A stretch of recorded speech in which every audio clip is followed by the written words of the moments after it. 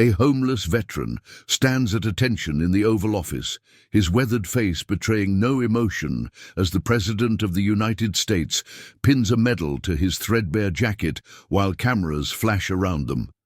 Just 72 hours earlier, he had been huddled under a highway overpass, using his military-honed mechanical skills to help a desperate farmer repair a broken tractor during harvest season. Now surrounded by the nation's most powerful leaders, he must decide whether to accept a life-changing opportunity that could restore everything he lost, or remain true to the simple promise he made to a stranger under the autumn sun. Before we jump back in, tell us where you're tuning in from, and if this story touches you, make sure you're subscribed, because tomorrow I've saved something extra special for you. Michael Sarge Matthews pulled his worn military jacket tighter around his shoulders as the early October wind whipped through the abandoned gas station he'd claimed as shelter for the night. At 42, the deep lines around his eyes told the story of battles fought both abroad and at home, some with enemies, others with his own demons. The thin sleeping bag spread over flattened cardboard did little to cushion the hard concrete, but it was better than another night exposed to the elements that had grown increasingly hostile as autumn deepened in rural Wisconsin. The harsh morning light illuminated the small collection of possessions Sarge had managed to keep during his 3 years on the streets. A military rucksack containing spare clothes, a first aid kit, a dog-eared photo album, and a set of mechanics tools he'd refused to part with even during the darkest days of his homelessness. Those tools represented not just his pre-war trade, but a connection to normalcy that had slipped through his fingers like sand after his 3rd tour in Afghanistan. Sarge checked his watch, a battered Casio that had survived firefights and fistfights, and began his morning ritual. 20 push-ups, 20 sit-ups, followed by a careful inventory of his meager supplies. Old habits died hard, especially those forged in military discipline. His stomach growled a reminder that his food supplies had dwindled to a single protein bar and half a bottle of water. Today would need to be productive if he wanted to eat tonight, rising stiffly, his left knee protesting with familiar pain. From an old shrapnel wound, Sarge packed his belongings methodically. 3 years ago, he would have been unrecognizable in this state, before the PTSD episodes had cost him his job at Peterson's auto shop, before the nightmares had driven away his wife, before the foreclosure notice had arrived, while he was still struggling to access his veterans' benefits. Hoisting his rucksack over his shoulder, Sarge began the 5-mile walk toward Millfield, the nearest town of any consequence in this stretch of farming country. If he was lucky, he might find odd jobs at one of the farms preparing for harvest. Mechanical skills were always in demand during this season, and farmers tended to ask fewer questions than most employers. The rolling countryside surrounding him was a patchwork of family farms, interspersed with the larger, more uniform fields of corporate agricultural operations that had been steadily encroaching on the region over the past decade. The contrast was stark. Family farmhouses with generations of history versus the sleek, impersonal processing facilities of agri-global industries, the corporate giant that had been systematically acquiring struggling farms throughout the region. Unlike the sterile efficiency of the corporate farms, the family operations maintained a certain chaotic charm. Equipment of various vintages patched together with ingenuity and determination, barns that had weathered decades of storms, and fields that followed the natural contours of the land rather than being laser-leveled into submission. As Sarge walked along the county road, the rumble of farm equipment provided a constant backdrop. Harvest season was in full swing, which meant farmers were pushing themselves and their machinery to the breaking point. For someone with Sarge's skills, this timing was fortunate. Mechanical breakdowns were inevitable, and extra hands were always welcome, even those attached to a homeless veteran. By mid-morning, the temperature had risen enough for Sarge to unzip his jacket as he approached the outskirts of Millfield. The small town's water tower came into view first, followed by the grain elevator that served as both the economic and literal center of the community. Sarge had been drifting through the region for nearly 2 months now, long enough to understand the rhythm of rural life, but not so long as to wear out his welcome. In Millfield, he had established a cautious relationship with a few business owners who occasionally offered him day labor, washing dishes at the local diner, helping with inventory at the farm supply store, or assisting the elderly handyman who couldn't manage heavier tasks anymore. It wasn't steady work, but it provided enough cash for essentials without requiring the permanent address or government ID that formal employment demanded. As Sarge approached Hartwell's General Store, a sprawling establishment that served as hardware store, grocery, and community hub rolled into one, he noticed an unusual tension in the air. Farmers who would normally exchange casual greetings were engaged in hushed, serious conversations. Small clusters of people stood in the parking lot, gesturing with agitation toward the eastern edge of town, where AgriGlobal's regional headquarters had been established 3 years prior. "Morning, Sarge," called Walter Hartwell, the silver-haired proprietor who had taken a liking to the quiet veteran. Despite his rough appearance, Sarge's unfailing politeness and willingness to work had earned him a measure of respect in the small community. "You picked an interesting day to come to town." "How's that?" Sarge asked, setting down his rucksack near the store's front porch. Walter's weathered face creased with concern. AgriGlobal announced their expanding operations, buying up water rights to the Eastern Aquifer. If they get control of that water source, half the independent farms in the county won't be able to irrigate without paying whatever rates they decide to charge. Sarge nodded, understanding immediately the implications for the community. Water was lifeblood in farming country, and control of water meant control of everything else. It was a strategy as old as warfare. Control the resources, control the territory. Preparing and narrating this story took us a lot of time, so if you are enjoying it, subscribe to our channel. It means a lot to us. Now back to the story. "Anything I can help with today?" Sarge asked, changing the subject to more immediate concerns. His growling stomach wouldn't be satisfied with local politics. Walter gestured toward a stack of feed bags that needed to be moved into the storage shed. "Could use a hand with those. I'll give you breakfast and lunch at the diner for the trouble." Sarge nodded gratefully and set to work. Physical labor was a comfort. Straightforward problems with straightforward solutions, unlike the complexities of civilian life that had overwhelmed him after his discharge. For 2 hours, he moved heavy bags, organized inventory, and repaired a stubborn lock on the shed door with the precision of someone who found peace in manual work. As promised, Walter gave him a voucher for the diner across the street. Sarge made his way to Millie's hometown cafe, a vinyl-boothed establishment that hadn't changed its decor since the late 1970s.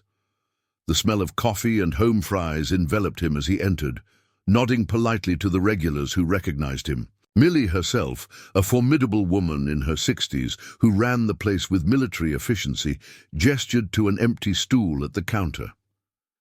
"The usual, Sarge?" she asked, already reaching for a mug to fill with coffee. "Yes, ma'am," he replied, settling onto the stool and placing Walter's voucher on the counter. "Appreciate it." As Millie placed a plate of eggs, hash browns, and toast before him, the bell above the door jingled.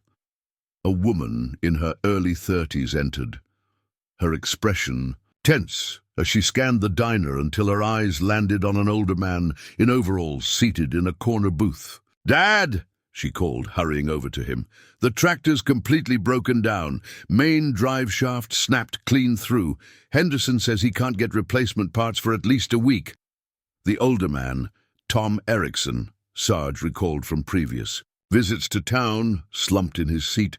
A week might as well be a year. The corn won't wait, Sarah. If we don't get it harvested in the next 5 days, we'll lose half the crop to that storm system coming in. Sarge kept his head down, focusing on his food, but his ears caught every word. The Ericksons ran one of the largest remaining family farms in the county, nearly 300 acres of prime agricultural land that had been in their family for 4 generations. Their situation was immediately clear to him: a critical equipment failure during the narrow harvest. Window could mean financial ruin. "What about renting equipment?" Sarah asked, her voice tight with controlled panic. Tom shook his head. "Everything's in use. I've called every equipment dealer within 100 miles. Nothing available until next week at the earliest." Sarge hesitated, his fork halfway to his mouth. A lifetime of keeping his head down and avoiding other people's problems warred with his instinctive desire to help and his confidence in his mechanical abilities. After a long moment, he set down his fork and turned toward their booth. "Excuse me," he said quietly. "I couldn't help overhearing. What model tractor is it?" Tom Erickson looked up, surprise and then slight wariness crossing his face as he took in Sarge's worn appearance. "John Deere 8120, about 15 years old." Sarge nodded. "Drive shaft problem, you said. I might be able to help. I was a mechanic before the Army, specialized in heavy equipment repair, worked on plenty of those models." Sarah Erickson studied him with cautious hope. "Henderson said the parts aren't available." "Sometimes you can fabricate what you need," Sarge explained. "Might not be factory spec, but it could get you through harvest. After that, you can repair it properly when the parts come in." Tom and Sarah exchanged glances, weighing their desperation against the risk of trusting a stranger. Finally, Tom asked, "What would you charge?" Sarge shrugged. "Meal, maybe a place to sleep in your barn for a few nights. And if I can't fix it, you don't owe me anything." Another silent exchange passed between father and daughter before Tom nodded decisively. "Fair enough. You got a name?" "Most folks call me Sarge. Michael Matthews, formerly Staff Sergeant, U.S. Army, 1st Infantry Division." Tom stood and extended a weathered hand. "Tom Erickson. This is my daughter, Sarah. Our place is about 5 miles east of town. If you're serious about helping, we can give you a ride out there now." Sarge nodded, quickly finishing his coffee. "I'm ready when you are." 20 minutes later, Sarge found himself bouncing along a rutted farm road in Tom's pickup truck, his rucksack between his feet and his mind already cataloguing possible solutions to the tractor problem. They crested a hill, and the Erickson farm came into view, a sprawling operation centered around a 2-story farmhouse that had clearly been expanded over generations, flanked by several large barns and equipment sheds. Beyond stretched fields of corn ready for harvest, golden in the midday sun. The contrast to AgriGlobal's operations was striking.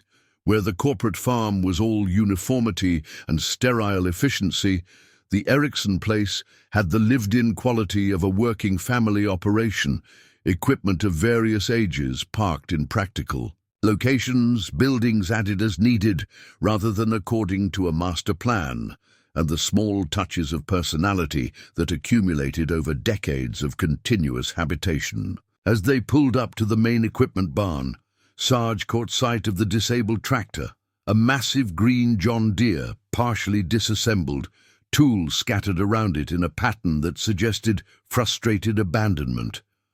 A middle-aged man in grease-stained coveralls looked up from a workbench as they approached. "This is Henderson," Tom explained, "our regular mechanic, been with us for 20 years.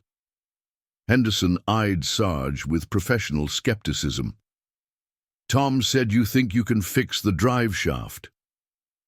Sarge approached the tractor, kneeling to examine the exposed mechanical guts. "Mind if I take a look?" For the next 30 minutes, Sarge methodically inspected the damage, occasionally asking Henderson questions about the tractor's maintenance history and previous repairs. His hands moved with the confident precision of someone intimately familiar with machinery, his focus absolute as he mentally catalogued what he was seeing. Finally, he straightened, wiping his hands on a shop rag. The main problem is the drive shaft, but there's also damage to the housing and 2 of the bearings.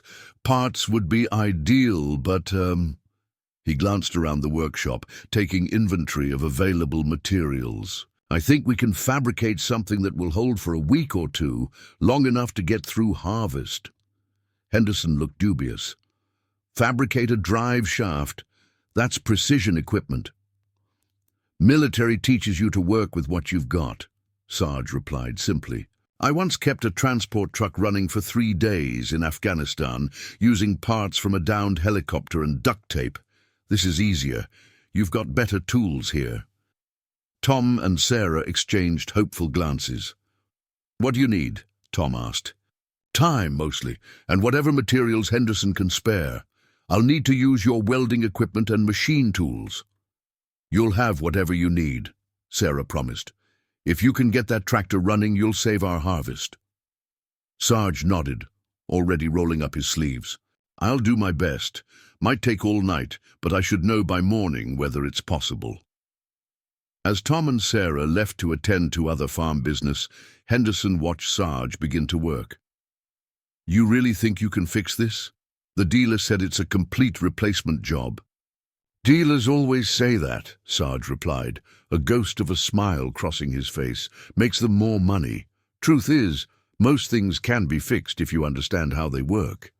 He hesitated, then added, Mind if I ask what happened to it? Henderson's expression darkened.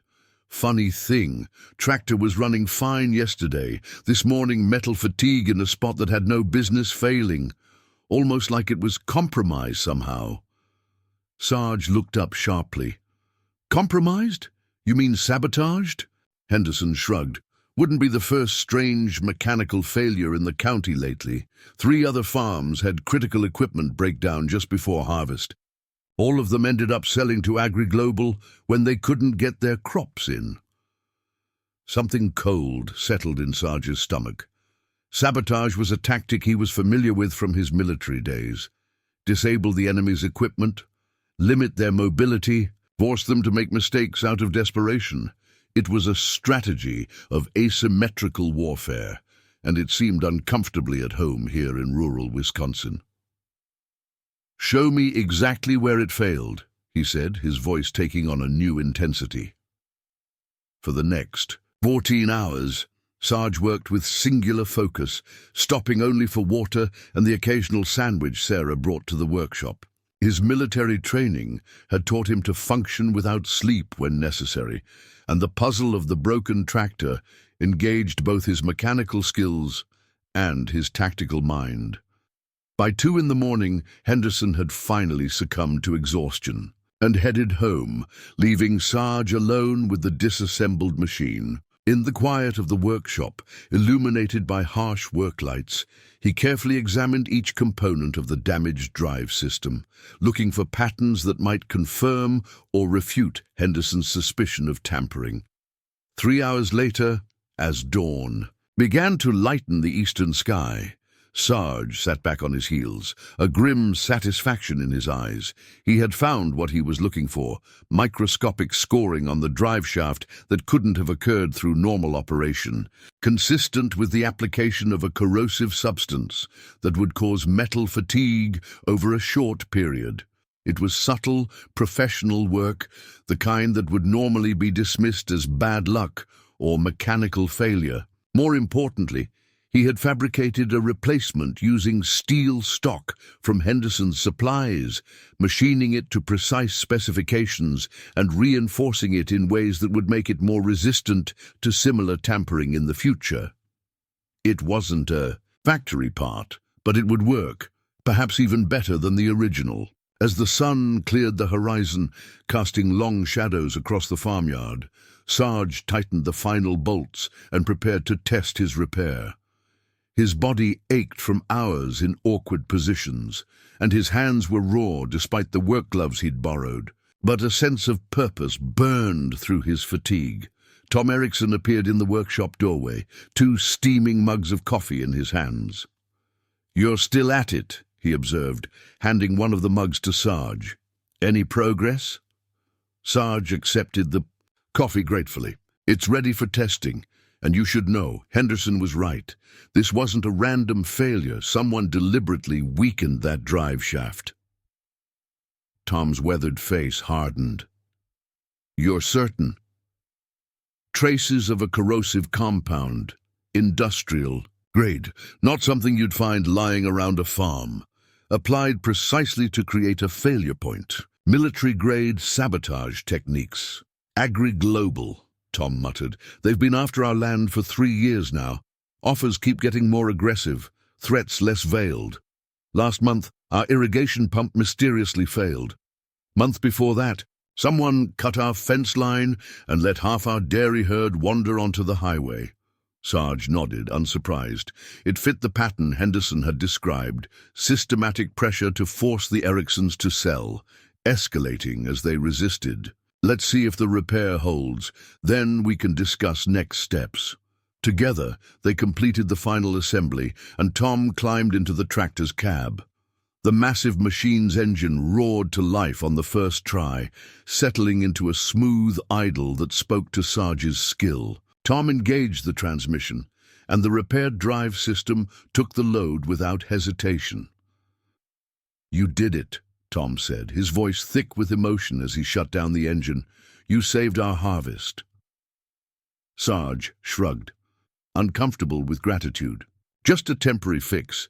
You'll still need proper parts eventually. But it buys us time, gets us through the critical period. Tom extended his hand. We owe you more than a meal and a place to sleep, Sarge. The agreement stands, Sarge replied firmly, shaking Tom's hand. Though I wouldn't say no to a hot shower if one's available. Tom laughed. I think we can manage that. Sarah's already making breakfast. You look like you could use a good meal before you get some rest. As they walked toward the farmhouse, movement at the entrance to the property caught Sarge's attention. A sleek black SUV with tinted windows had pulled up to the farm's gate, and a man in an expensive suit was stepping out. Tom tensed beside him. Victor Reynolds, he muttered. Agri-Global's regional acquisition manager, right on schedule to check if our equipment failure finished us off. Sarge watched the corporate representative approach, noting his confident stride and the tablet, computer tucked under his arm. There was something predatory in his posture, reminiscent of certain intelligence officers Sarge had encountered during his deployments. Men who viewed the world as pieces on a chessboard to be manipulated and sacrificed. Mr. Erickson, Reynolds called out with a practiced smile.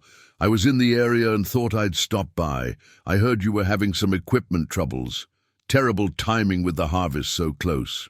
Nothing we couldn't handle, Tom replied coldly. Tractors fixed. We start harvesting today. Surprise flashed briefly across Reynolds's face before his professional mask returned.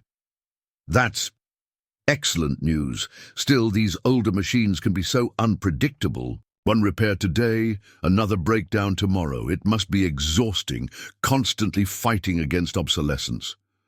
His gaze shifted to Sarge, taking in his worn clothing and military bearing with a calculating assessment. And you are? Just passing through, Sarge replied evenly, offering nothing more. Reynolds nodded dismissively, returning his attention to Tom. Well, since I'm here, I should mention that Agri-Global has revised its offer for your property. In light of the challenging harvest season and the water rights situation, we're prepared to increase our bid by 15%. A generous premium over market value, considering the circumstances. Still not interested, Reynolds, Tom said firmly. This land isn't for sale, not to Agri-Global, not to anyone. The water access legislation goes before the county commission. Next week, Reynolds reminded him, his voice hardening slightly. If it passes, and our projections suggest it will, your irrigation costs could triple. Combined with the equipment issues you've been experiencing, that creates a rather precarious financial position, doesn't it? Sarge recognized the tactic immediately. Establish the target's vulnerability. Offer a solution that benefits you. Apply pressure to force quick decision-making. It was negotiation 101, but effective when leveraged against genuine hardship. "We're aware of the commission meeting," Sarah's voice came from behind them. She had approached silently during their conversation, her expression fierce with protective anger. "We're also aware that 3 commissioners received substantial donations from agri-global subsidiaries last quarter. Interesting timing." Reynolds' smile remained fixed, but his eyes cooled. "Political contributions are a matter of public record. Ms. Erickson, agri-global supports candidates who understand agricultural economics and regional development needs." "Is equipment sabotage part of your regional development strategy too?" Sarge asked quietly. Reynolds' attention snapped back to him, reassessing with narrowed eyes. "I don't know what you're implying, Mr. Matthews, Staff Sergeant Matthews formally. And I'm not implying anything. I'm stating that the failure in Mr. Erickson's tractor was deliberately induced, using industrial corrosives applied to create systematic metal fatigue. Military-grade sabotage techniques." The corporate representative's expression didn't change, but a muscle twitched in his jaw.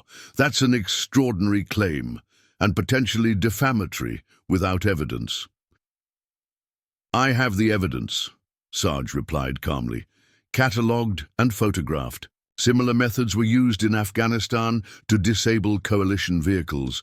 The technique has a signature." For a moment, uncertainty flickered in Reynolds' eyes, the hesitation of someone recalculating odds. Then his professional demeanor reasserted itself. "Mr. Erickson, I'd advise caution about associating yourself with conspiracy theories. It doesn't strengthen your position with the county commission or potential financiers." He held out a business card. "My offer stands for 48 hours. After that, market forces will take their natural course." Tom didn't take the card. "Natural. As sabotage, Reynolds?" The corporate man sighed, tucking the card back into his jacket. "I'll be in touch after the commission meeting. Perhaps reality will seem more compelling then." As Reynolds walked back to his SUV, Sarah turned to Sarge. "With newfound respect, you recognize the sabotage technique from Afghanistan?" Sarge nodded. 3 tours gives you an eye for certain things. That wasn't amateur work." "Will your evidence stand up if we take it to the authorities?" Tom asked. "Maybe. Depends on who's looking and how much influence Agri-Global has with local law enforcement." Sarge gazed thoughtfully at the departing vehicle. "But evidence isn't always most useful when handed over immediately. Sometimes it's better as leverage." Tom clapped him on the shoulder. "Come on inside. You've earned that breakfast. Then we need to talk about what happens next." As they walked toward the farmhouse, Sarge found himself drawn into the Ericksons' struggle in a way he hadn't anticipated. For 3 years, he had drifted through life, disconnected from people and purpose, focused only on survival. Now, standing in this farmyard with the morning sun warming his face, he felt something long dormant stirring within him, a sense of righteous anger, of purpose, of belonging to something larger than himself. The Ericksons' fight against corporate predators resonated with the principles he had once fought for in uniform. Different battlefield, similar stakes, people defending their way of life against forces that would consume them without remorse. What Sarge couldn't possibly know as he entered the farmhouse was that his simple act of mechanical assistance had set in motion events that would reach far beyond this single farm. By this time tomorrow, the quiet country road leading to the Erickson property would be lined with government vehicles, and the President of the United States would be stepping out of a limousine to meet the homeless veteran whose past contained secrets that would reshape the battle for America's heartland. As Sarge settled at the kitchen table, gratefully accepting a plate piled high with eggs, bacon, and homemade bread, Sarah's phone rang. Her expression changed as she listened to the caller, eyes widening in disbelief. Are you serious? She asked. Tomorrow morning, but how did they even... She paused, listening intently. Yes, he's still here, I understand. We'll be ready. Tom and Sarge looked at her expectantly as she ended the call. That was Congressman Lewis's office, she said, her voice unsteady with shock. The president is coming here tomorrow, to our farm. They said it's related to the water rights issue and AgriGlobal's activities in the region, but... She looked directly at Sarge. They specifically asked if Michael Matthews was still here. They seemed very interested in speaking with you. Sarge froze, fork halfway to his mouth, as the implications washed over him. His past, which he had worked so hard to leave behind, was about to collide with his present in the most public way possible. Did they say why? He asked quietly. Sarah shook her head. Only that it was a matter of national importance, and that the White House has been looking for you for months. The peaceful farmhouse kitchen suddenly seemed very far from the corridors of power that had summoned him. Yet Sarge knew that by this time tomorrow, those worlds would converge right here, bringing with them revelations that neither he nor the Ericksons were prepared for.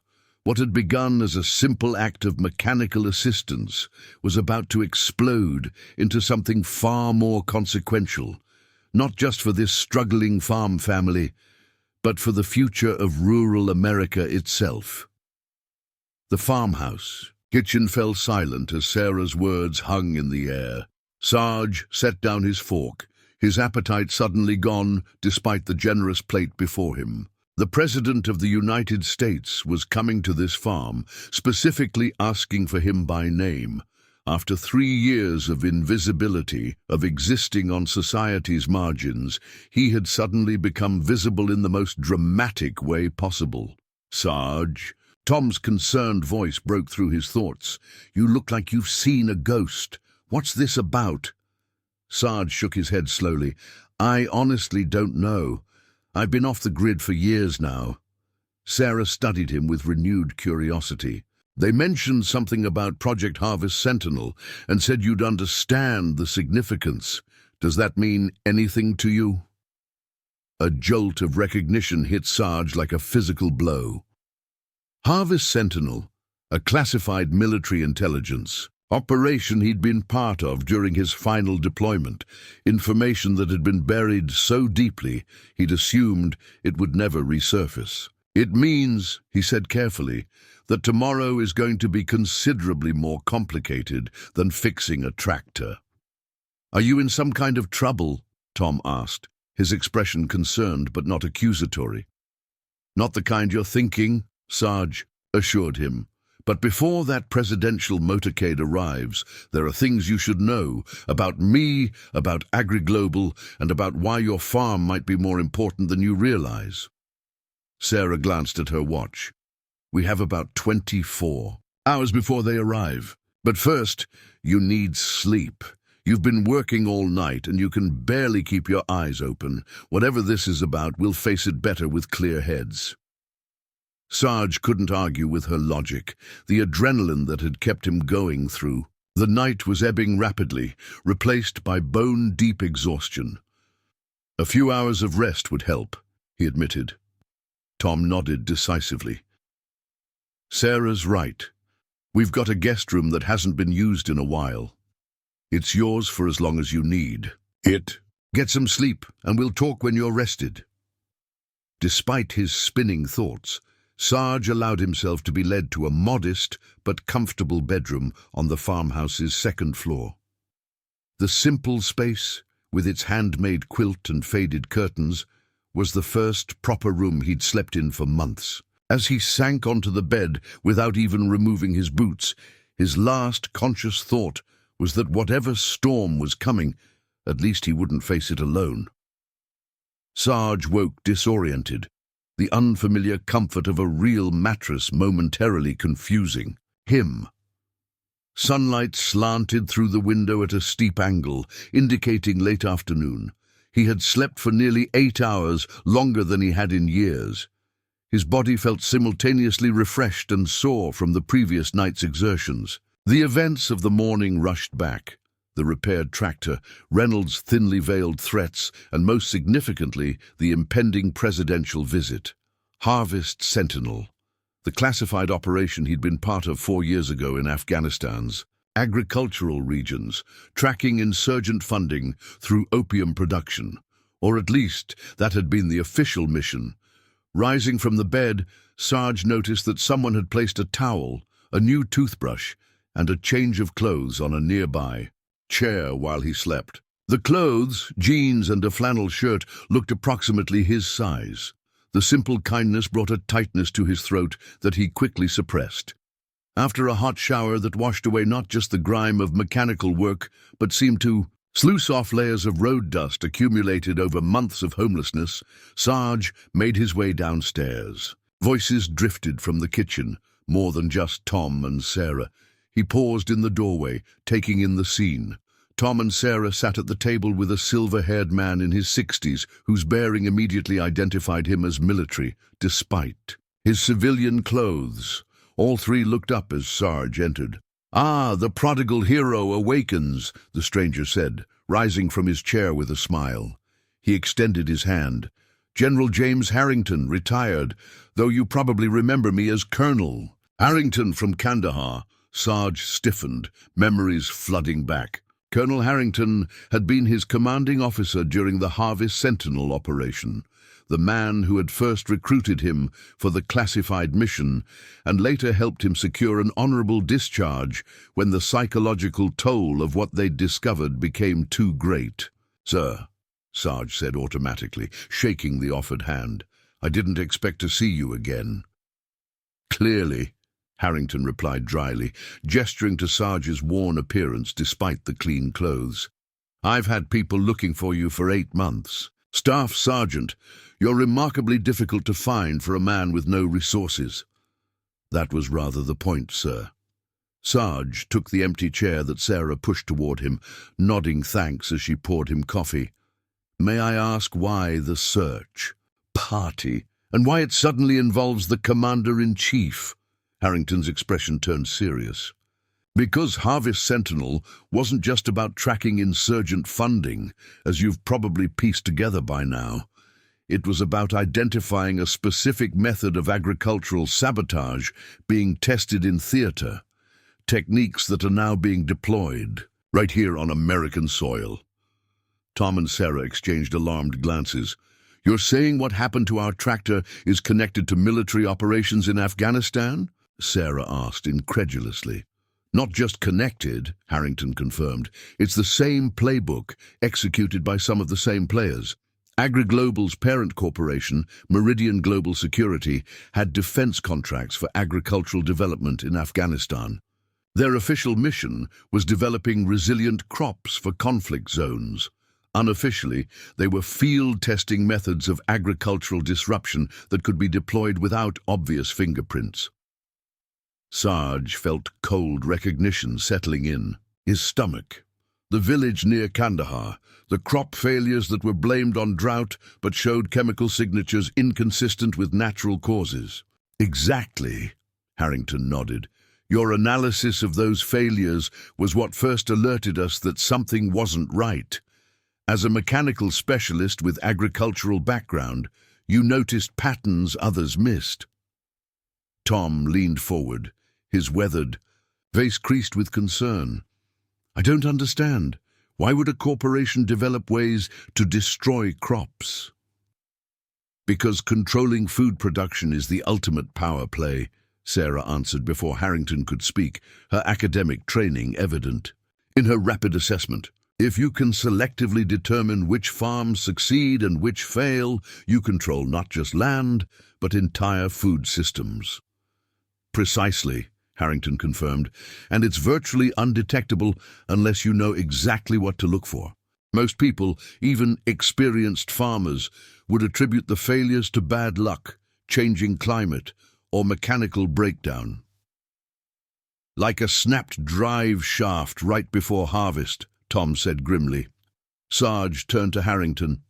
"With respect, sir, This still doesn't explain why the president is coming here tomorrow, or why you've been looking for me." Harrington sipped his coffee before answering.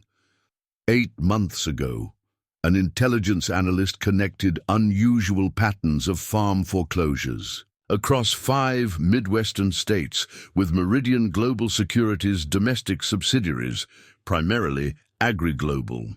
The pattern matched what we documented in Afghanistan: selective targeting of strategic properties, followed by mysterious crop failures or equipment breakdowns, culminating in acquisition at below-market prices. The president established a task force to investigate, but we needed someone with first-hand knowledge of their methods, someone who could positively identify their techniques. "You Staff Sergeant." Sarge absorbed this information, connecting it with his own observations since arriving in farm country. "And the water rights issue here?" "Phase 2 of their strategy," Harrington confirmed. "First acquire key properties, then control the resources needed by remaining holdouts. Water, transportation corridors, processing facilities. Create a system where independent operators can't survive without paying whatever tribute AgriGlobal demands." Sarah's expression hardened with anger. "Corporate feudalism." "An apt description," Harrington agreed. "The president is coming because what's happening here represents a national security threat, control of the food supply falling into the hands of a corporation with documented illegal activities and connections to defense intelligence operations." The significance of his position hit Sarge with sudden clarity.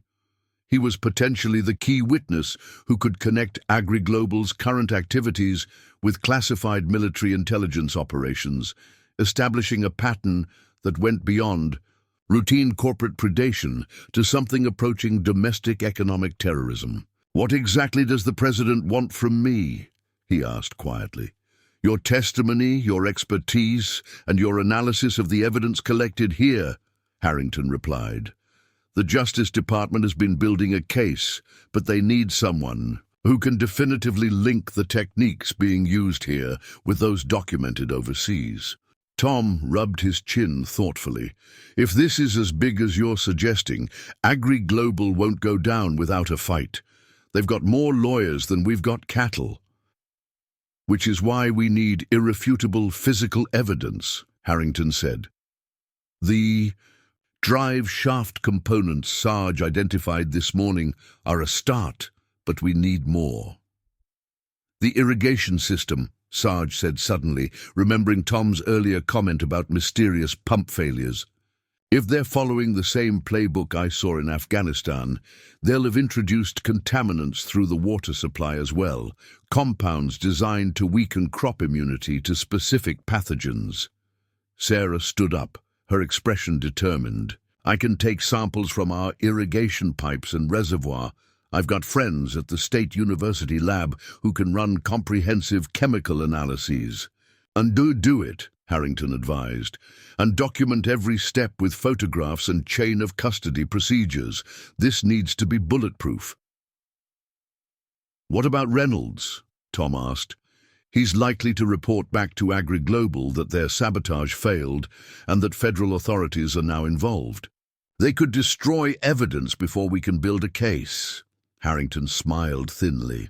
"Reynolds is currently enjoying the hospitality of the FBI, though he doesn't realize it's an interview rather than a routine meeting.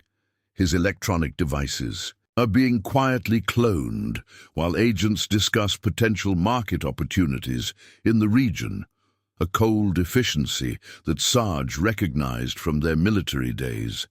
Harrington had always been meticulous in his operations, leaving nothing to chance. "There's something else you should know," Sarge said, turning to Tom and Sarah. "If AgriGlobal has been targeting your farm specifically, it's not just because of your land or water access. There's likely something strategic about your property that makes it particularly valuable to their overall plan." Tom and Sarah exchanged puzzled glances. "We're just a mid-sized family operation," Tom said. "Nothing special compared to some of the larger farms in the region." "Your location, perhaps," Harrington suggested. or something geological, natural resources under the property that aren't immediately obvious. The aquifer access, Sarah said slowly, realization dawning. Dad, remember what Professor Jimenez said about our section of the Eastern Aquifer? It's not just any water source. It's the purest, most direct access point to the main underground reservoir. Whoever controls our irrigation access effectively controls water distribution for a 30-mile radius. Tom's eyes widened. They're not just after our farm. They want to control the entire county's water supply. A monopoly on the most essential agricultural resource. Harrington nodded. Control that, and you control everything else. Who farms, what they grow, and at what price they sell. Sarge felt the familiar strategic pieces falling into place, the pattern emerging, as clearly as it had in Afghanistan. In Kandahar, they targeted villages with key water access first, then used that leverage to control surrounding communities. It's not just about acquiring land, it's about creating dependency. A knock at the kitchen door interrupted them. Henderson, the farm mechanic, entered without waiting for a response, his expression urgent. Tom, you need to see this. There's something happening at the county administration building. News vans, federal vehicles, the whole works. Harrington checked his watch and nodded. Right on schedule. The President authorized the FBI and Department of Agriculture to secure records related to AgriGlobal's local operations and the Water Commission's upcoming vote. You know an awful lot about this operation for a retired general, Sarge observed, studying his former commander with renewed interest. Harrington's smile was unapologetic. The President asked me to come out of retirement to coordinate this particular task force. Agricultural security was always my specialty, even in the military. The kitchen television flickered to life as Sarah turned on the local news. The screen showed the county administration building surrounded by official vehicles, including several with federal government plates. A reporter stood in the foreground, speaking rapidly. Sources indicate federal agents are serving multiple warrants related to allegations of corporate tampering with agricultural equipment and resources throughout the county. While officials have not named specific targets, our sources suggest that agricultural conglomerate AgriGlobal is at the center of the investigation. Tom whistled softly. This is really happening. And it's just the beginning, Harrington said. Tomorrow, when the President arrives, he'll be announcing a comprehensive agricultural security initiative designed to protect independent farming operations from predatory acquisition and resource manipulation. Sarah turned to Sarge, anew, respect in her eyes. And you're the linchpin of this entire operation, the expert witness who connects the international intelligence dots to domestic agricultural sabotage. Sarge shifted uncomfortably under her gaze. I just fixed a tractor. No, Harrington corrected firmly.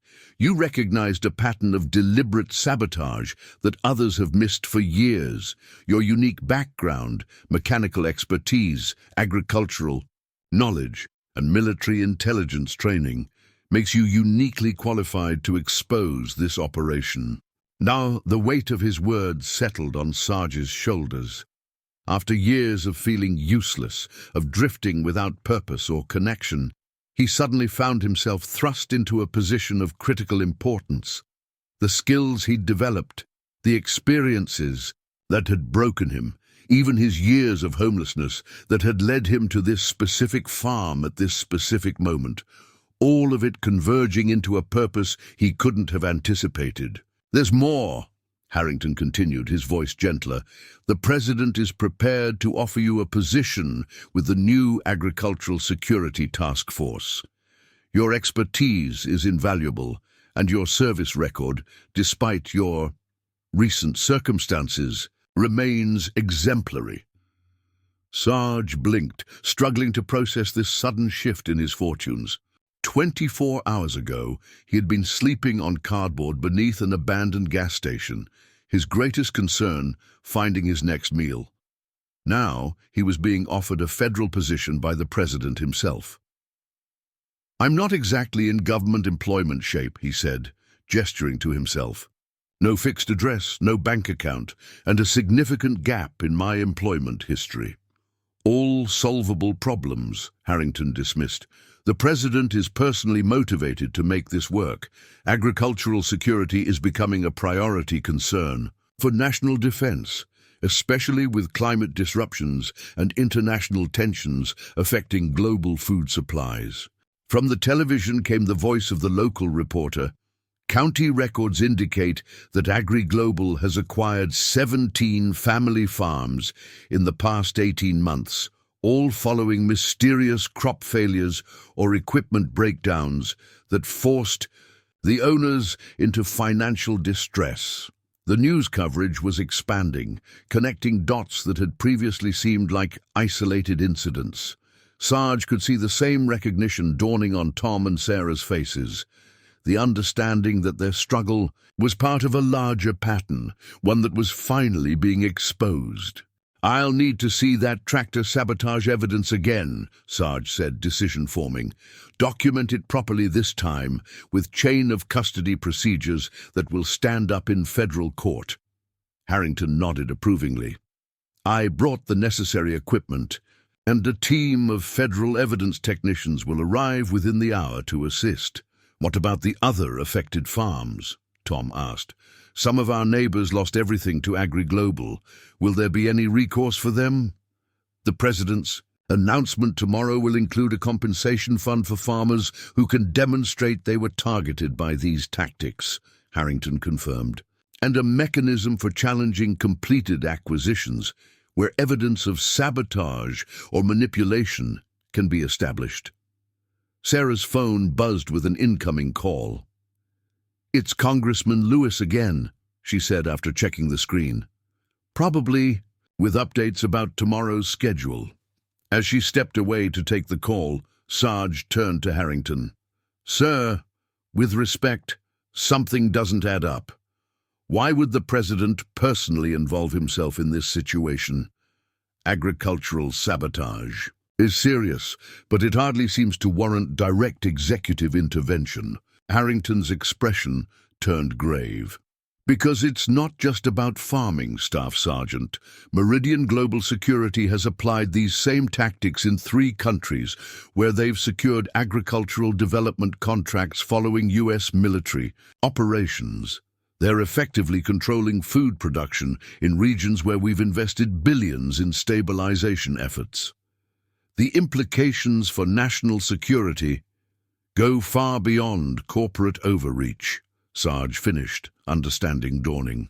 "If a private corporation can control food production in conflict zones, they effectively hold more power than the governments we're trying to support." "Precisely. And with their domestic operations, they're establishing the infrastructure to exert similar control here. The president sees this as an emerging national security threat that crosses multiple domains: agriculture, water security, economic stability of rural regions, and ultimately, food independence." Sarah returned, her expression a mix of excitement and disbelief. "The White House advance team will be here within 2 hours to begin security preparations, and apparently they're bringing a full press pool. This isn't going to be a quiet visit." "The president intends to make a statement," Harrington confirmed, "using this farm as the backdrop for a major policy announcement on agricultural security and corporate accountability." Tom looked around his modest kitchen with new eyes. "The president, here, making a national announcement about agricultural policy based on what happened with our tractor." He shook his head in wonder. "Life takes some strange turns." "You have no idea," Sarge murmured, thinking of his own journey from decorated soldier to homeless veteran to potential federal witness and task force member in the span of a few years. Henderson, who had been quietly observing from near the door, cleared his throat. "If federal agents are going to be swarming all over the place, maybe we should secure the evidence from the tractor somewhere safe." "Good thinking," Harrington agreed. Sarge, would you work with Henderson to document and secure the components you identified this morning? The President will want to see them personally tomorrow. As Sarge followed Henderson back to the workshop, his mind raced with the implications of everything he'd learned. The simple act of stopping to help a farmer with a broken tractor had somehow connected him to a conspiracy that spanned international borders and threatened national security, and had simultaneously offered him a path back from the isolation and purposelessness that had defined his post-military life. In the workshop, the damaged drive shaft components remained where he had carefully set them aside. Looking at them now with fresh understanding, Sarge could see not just evidence of sabotage but a connection to similar components he had examined years ago, thousands of miles away in a dusty Afghan village. "You really think this is going to change things?" Henderson asked quietly as they began photographing and cataloging the evidence. "These big corporations, they've got so much money, so much influence. They usually find a way to get what they want." Sarge considered the question carefully. "I've seen both sides of that equation. In Afghanistan, I watched powerful interests manipulate entire communities through control of essential resources. But I've also seen what happens when someone finally connects the dots and brings the right kind of attention to a problem." He held up the scored section of metal shaft, turning it to catch the light. "This isn't just about a broken tractor or even one farm. It's about whether we allow critical systems, food production, water access, to be weaponized for private gain." Henderson nodded slowly. "Never thought I'd see the day when fixing farm equipment could be considered a matter of national security." That's by design," Sarge replied. "The best strategies operate below the threshold of obvious attention. People notice military threats, political maneuvers. They don't notice systematic patterns of equipment failure or subtle changes in water access regulations until it's too late." As they worked, the farm around them began to transform. Black SUVs with government plates arrived, carrying security personnel, who began methodically surveying the property. Communications equipment was unloaded and set up. Men and women in charge suits consulted blueprints of the farm layout and discussed security perimeters. Through the workshop window, Sarge watched this choreographed federal deployment with a strange detachment. It felt both familiar, reminiscent of military operations, and utterly surreal in this rural setting. "You know," Henderson said, following his gaze, "Tom and Sarah have been fighting this battle for 3 years now. Most of their neighbors gave up, took AgriGlobal's money and moved on. Some days I thought they were just being stubborn, fighting a losing battle." He carefully labeled an evidence bag containing metal shavings from the damaged shaft. "Turns out they were on the front lines of something much bigger than any of us realized." Sarge nodded, understanding. "That's usually how it works. The biggest fights often start with someone who simply refuses to give up what's theirs, even when surrender seems like the sensible option." By sunset, the Erickson farm had been transformed into something resembling a military forward operating base. Secret Service agents established security checkpoints at the property entrance. Communications specialists installed temporary equipment on the roof of the main barn. White House staff conferred with Tom and Sarah about the optimal location for the President's remarks, settling on the area between the farmhouse and the main equipment barn, with the golden cornfields providing a symbolic backdrop. Sarge observed all this from a distance, processing the rapid changes. Harrington found him leaning against a fence post, watching the controlled chaos. "Overwhelming, isn't it?" the retired general commented, coming to stand beside him. "A bit," Sarge admitted. "Yesterday I was invisible. Today I'm apparently central to a presidential national security initiative." Harrington chuckled. "Life rarely moves in a straight line, especially for people like us." People like us.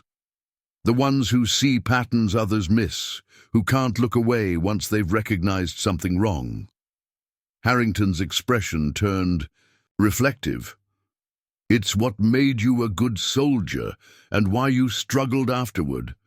Some people can compartmentalize what they've witnessed. Others carry it with them."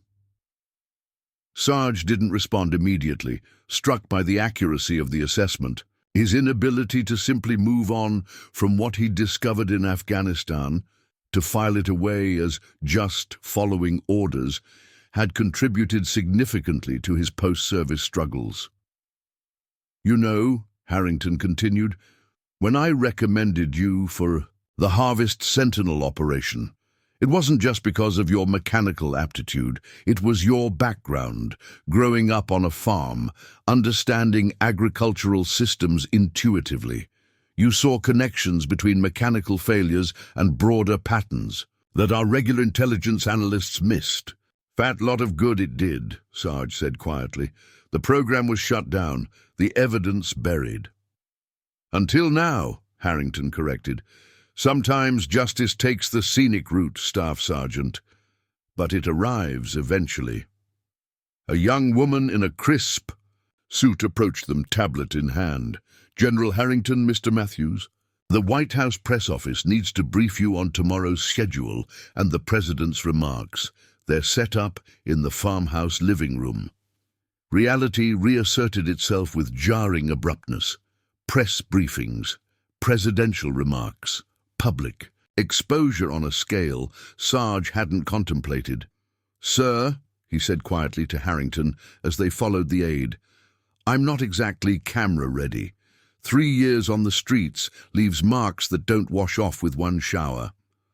Harrington's gaze was assessing but not unkind. "You're a decorated combat veteran who continued serving his country even after taking off the uniform, by identifying threats to national security that others missed. Your current circumstances don't diminish that service. They highlight the systemic failures that left you without support." He paused, adding, "Besides, the President specifically said not to put you through an image makeover. He wants America to see the real cost of the battles we ask our people to fight, both overseas and at home." As they entered the farmhouse, now humming with White House staff, Sarge caught a glimpse of himself in a hallway mirror. The clean clothes Tom had provided couldn't disguise the gauntness of prolonged malnutrition, the weathered skin from years of exposure, the haunted vigilance in his eyes that spoke of both military hypervigilance and the survival instincts of homelessness. Yet beneath those marks of hardship, he could still see traces of the soldier he had been. The bearing, the discipline, the sense of purpose that had once defined him, and now, improbably, seemed to be reawakening. Tomorrow, that soldier would stand beside the President of the United States, helping to expose a threat to national security that had been hidden in plain sight, disguised as routine corporate consolidation, but actually representing something far more sinister. Whatever came after, federal position or return to anonymity, he would have served a purpose greater than himself one more time. Sarah appeared in the doorway of the living room, relief visible on her face when she spotted him. "There you are. The White House team needs to run through tomorrow's sequence with you. The President apparently has something specific planned that involves your direct participation." Following her into the room filled with communications equipment and busy staff members, Sarge stepped back into a world of purpose and significance he had thought lost to him forever.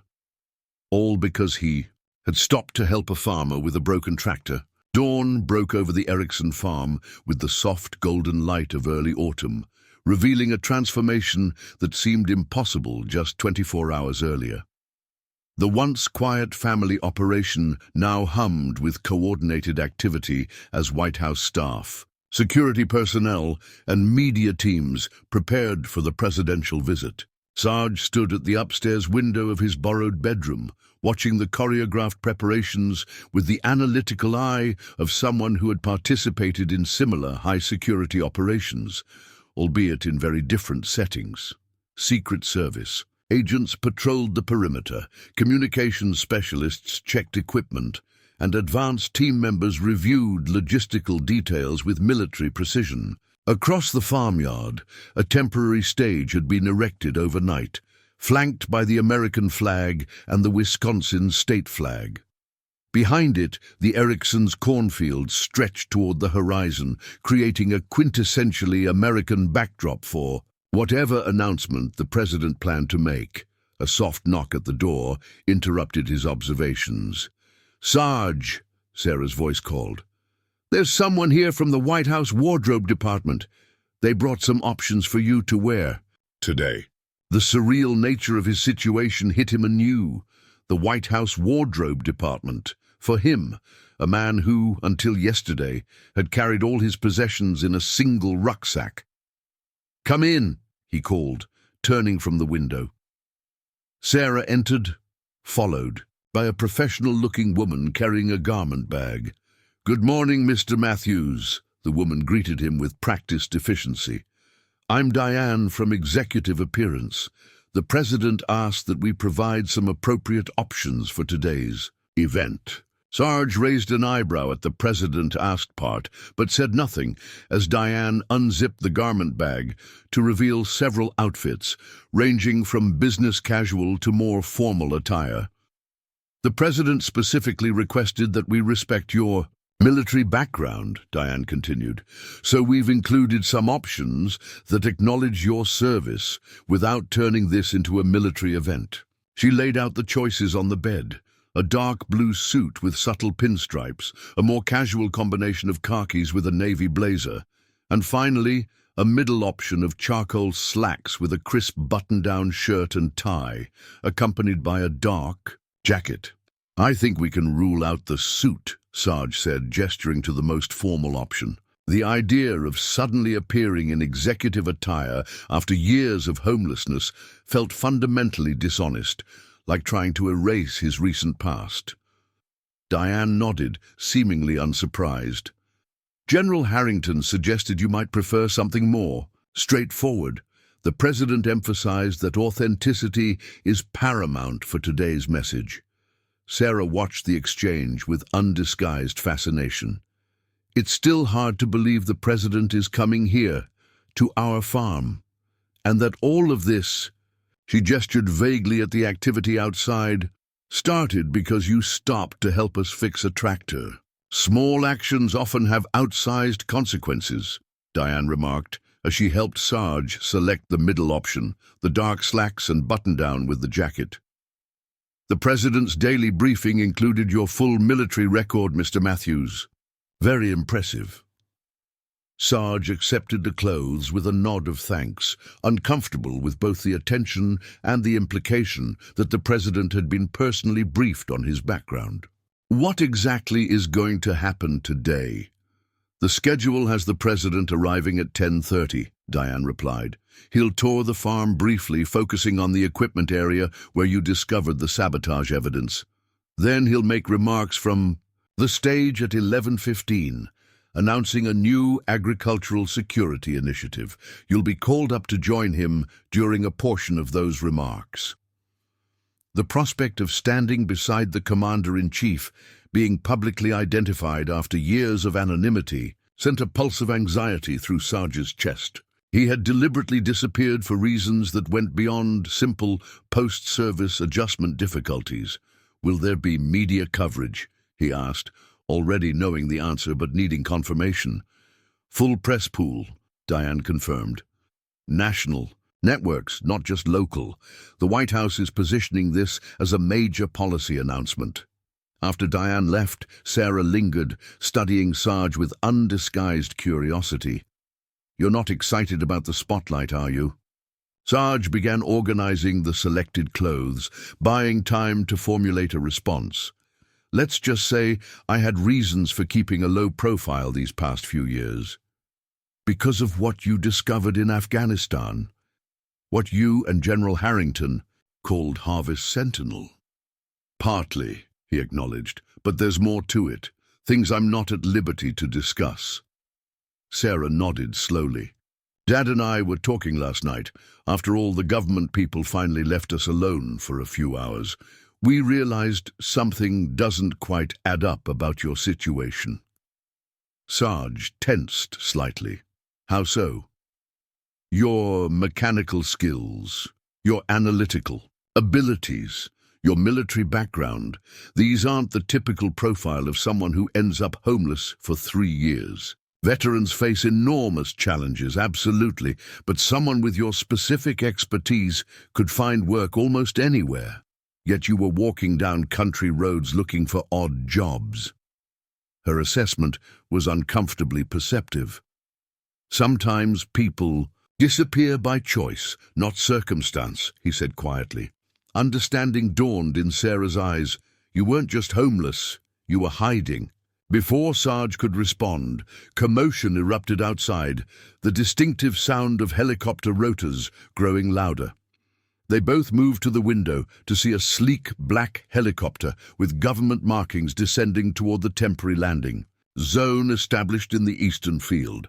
That's not the presidential helicopter, Sarah observed. No, Sarge agreed, recognizing the aircraft type. That's Justice Department. Looks like the legal team is arriving early. Sarah checked her watch. You should get ready. Breakfast is downstairs whenever you're done.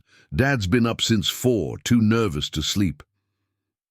After she left, Sarge changed into the provided clothes, the unfamiliar sensation of crisp new fabric. Against his skin, a sharp reminder of how far he had drifted from conventional society.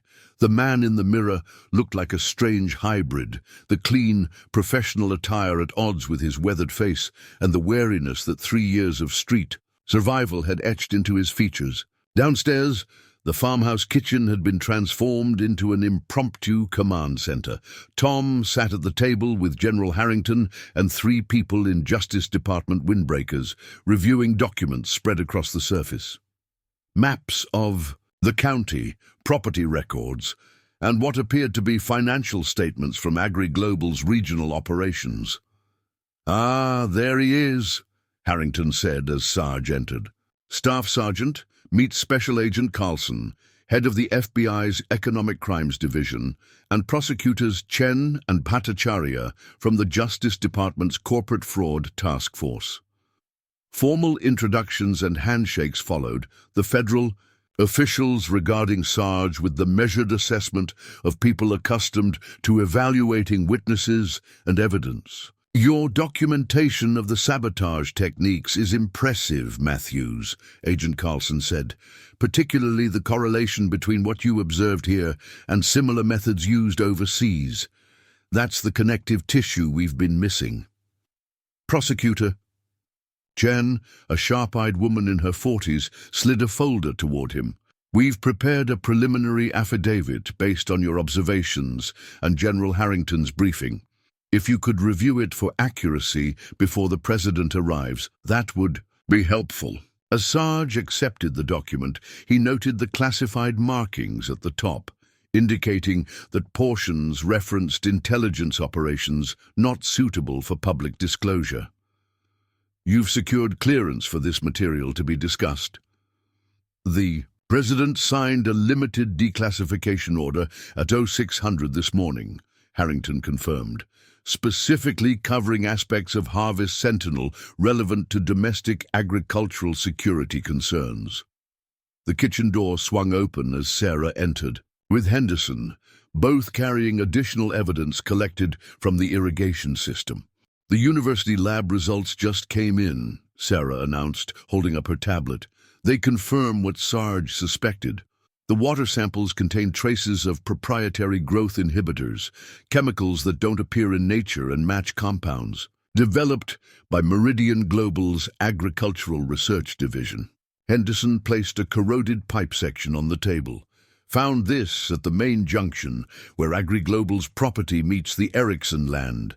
The degradation pattern is consistent with deliberate chemical introduction, not natural wear."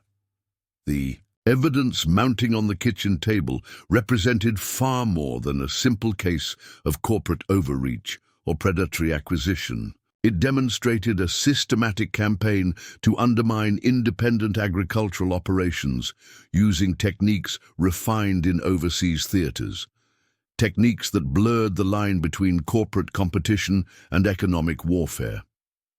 With Matthew's testimony connecting these domestic activities to the classified overseas operations, we have enough for the RICO charges, Prosecutor Bhattacharya observed, referring to the powerful Racketeer-Influenced and Corrupt Organizations Act used against organized criminal enterprises. Sarge felt a familiar tension in his shoulders, the weight of responsibility settling back into place after years of trying to shed it.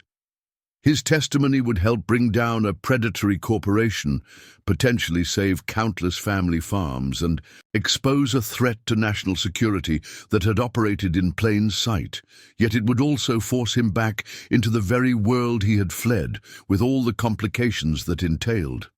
"You're having second thoughts," Harrington observed quietly, as the others became absorbed in discussing legal strategy. The general had always possessed an uncanny ability to read his subordinates' mental states.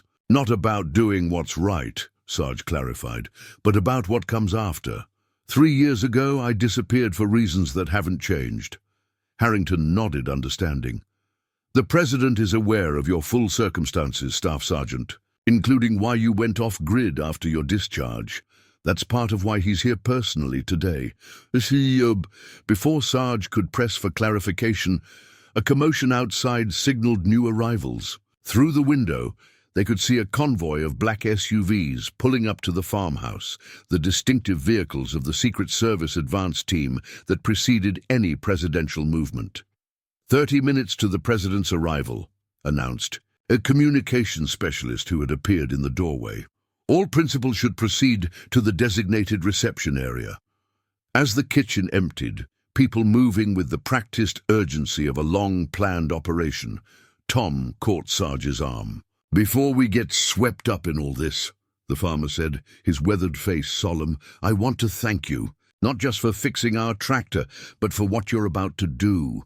Win or lose, it matters that someone stood up to them." The simple gratitude in Tom's eyes struck Sarge more powerfully than any elaborate praise could have. This was why he had joined the military in the first place, to protect people like the Ericksons, everyday Americans, trying to live decent lives and preserve something meaningful for the next generation. "Nothing to thank me for," Sarge replied. "Just doing what needed doing." Tom smiled.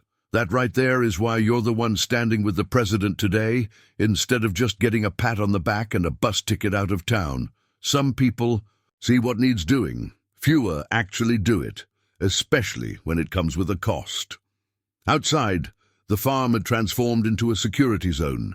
Secret Service agents positioned at strategic points, communications equipment humming on temporary poles, the media corralled in a designated area with camera equipment aimed at the stage. Local residents had gathered beyond the security perimeter, drawn by the unprecedented event unfolding in their community. Sarge, Tom, Sarah, and Henderson were directed to a position near the equipment barn where the presidential motorcade would first arrive. General Harrington and the Justice Department officials stood nearby, creating an impromptu receiving line. 2 minutes, came the announcement over Secret Service comms, audible to those standing in the reception area. Sarah, who had changed into a simple but dignified dress appropriate for meeting the president, leaned towards Sarge. "How are you so calm? I feel like my heart's going to explode." Sarge offered a small smile. "Military training. You learn to function under pressure." "Is that how you survived on the streets too? Military training?" The question was asked without judgment, just genuine curiosity about an experience so far removed from her own. "Partly," Sarge acknowledged, "but mostly it was about becoming invisible. The opposite of this." He gestured to the high-profile event unfolding around them. Before Sarah could respond, the presidential motorcade appeared at the farm entrance, a procession of armored vehicles led and followed by police escorts. The central limousine bearing the presidential seal slowed as it approached the designated reception area. Secret Service agents moved with practiced coordination, opening doors and securing positions as the President of the United States emerged from the vehicle. In person, he appeared both exactly as Sarge had seen in media coverage, and somehow different, the aura of the office lending a gravity that transcended the individual who temporarily occupied it. The president moved down the receiving line, shaking hands and exchanging brief words with each person. When he reached Sarge, he paused longer than with the others. "Staff Sergeant Matthews," he said, gripping Sarge's hand firmly. "America owes you a debt on multiple levels. Thank you for your service, both in uniform and out of it." Sarge stood at a reflexive position of attention. "Mr. President." "At ease, Sergeant," the President said with a small smile. "We'll have time to talk more privately after the public remarks. There are aspects of your situation I'd like to address personally." Those words hung in Sarge's mind as the presidential party continued their brief tour, examining the repaired tractor and the evidence of sabotage that Henderson and Sarah had preserved. The president asked detailed, knowledgeable questions that revealed genuine familiarity with agricultural issues, not the surface-level talking points of a politician making a campaign stop. At precisely 11:15 as promised, the president took the stage to deliver his remarks. The press pool cameras whirred, satellite trucks transmitted the speech nationwide, and local residents watched with a mix of pride and amazement as their small farming community became briefly the center of national attention. "My fellow Americans," the president began, "I speak to you today from the heart of our nation's agricultural legacy, a family farm that has stood for 4 generations against challenges both natural and man-made. The Erickson family represents the best of America: hard work, innovation, and unwavering commitment to stewarding the land that feeds us all." The president continued, outlining the broader context of agricultural consolidation across rural America. He spoke of the economic impact on small communities, the strategic implications for food security, and the environmental consequences of corporate farming practices that prioritized short-term profit over long-term sustainability. Then, his tone shifted to something more serious. "Today, I'm announcing the formation of the Agricultural Security Task Force, a new interagency initiative to protect America's family farms from predatory practices, resource manipulation, and tactics that cross the line from business competition into economic sabotage." Murmurs ran through the assembled press corps as the president detailed evidence of systematic targeting of strategic agricultural properties, deliberate contamination of water resources, and technological sabotage of equipment, all documented on the very farm where he now stood. "This is not merely corporate overreach," the president declared. "It represents a direct threat to our national security. When a private entity can control essential food production through manipulation and sabotage rather than fair competition, they threaten the independence and resilience of our entire agricultural system." The president gestured to the officials. "From the Justice Department, today, federal prosecutors are filing charges against AgriGlobal Industries and its parent company, Meridian Global Security, under the RICO statute. Search warrants are being executed at their corporate headquarters and regional offices. Their assets related to these activities are being frozen pending resolution of these charges." The announcement sent a visible ripple through the assembled media. This was no symbolic executive order or vague policy initiative, but concrete legal action with immediate consequences. "But this moment is about more than holding one corporation accountable," the president continued. "It's about recognizing the essential role of independent agriculture in our national security framework and providing the protections necessary for these operations to thrive." He outlined a comprehensive package of initiatives: legal protections against predatory acquisition tactics, water rights reforms to prevent resource monopolization, financial support for farmers targeted by corporate sabotage, and new oversight mechanisms for agricultural consolidation with national security implications. Then came the moment Sarge had been briefed to expect. The discovery of these activities would not have been possible without the extraordinary vigilance and expertise of a single individual, a decorated combat veteran who recognized patterns of sabotage that others had missed, the president said, turning toward where Sarge stood off stage. "Staff Sergeant Michael Matthews, would you please join me?" A Secret Service agent nodded to Sarge, indicating he should walk to the stage. His military training took over, carrying him forward with the disciplined bearing that had once been second nature. Standing beside the commander-in-chief, Sarge felt a disorienting collision of worlds. The homeless veteran who had slept under an abandoned gas station canopy just 2 days earlier, now sharing a national stage with the President of the United States. Staff Sergeant Matthews served 3 tours in Afghanistan with distinction, the President told the assembled crowd and the national audience beyond. His specialized knowledge of both mechanical systems and agricultural operations made him uniquely qualified to identify the tactics being deployed against American farmers. The president turned to Sarge.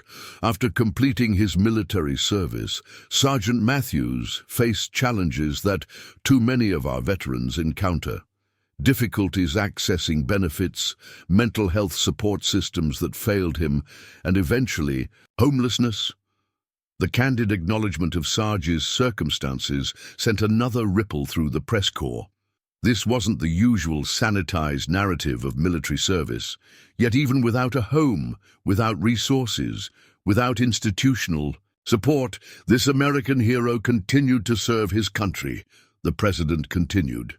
When he recognized signs of the same sabotage techniques he had documented overseas now being deployed against American farmers, he stepped forward, not for recognition or reward, but because it was the right thing to do. The president placed a hand on Sarge's shoulder. "Today, I'm appointing Staff Sergeant Matthews as the first Director of Field Operations for the Agricultural Security Task Force, pending Senate confirmation. His unique expertise, unquestionable integrity, and first-hand understanding of the threats facing our agricultural communities make him the ideal person to lead this critical initiative." The announcement hit Sarge like a physical force. Director of Field Operations, a presidential appointment, Senate confirmation. These concepts belonged to a world he had deliberately left behind, a world of institutions and hierarchies and public accountability. "In addition," the president continued, "I'm ordering an immediate review of the circumstances that led to Sergeant Matthews' homelessness, despite his exemplary service record. The findings will inform new veteran support policies to ensure that no one who serves this nation with honor should ever find themselves without a home or basic support." The president turned to face Sarge directly. "Sergeant Matthews, on behalf of a grateful nation, I thank you for your continued service. Your vigilance and courage have exposed a threat to our national security that might otherwise have remained hidden until irreparable damage had been done."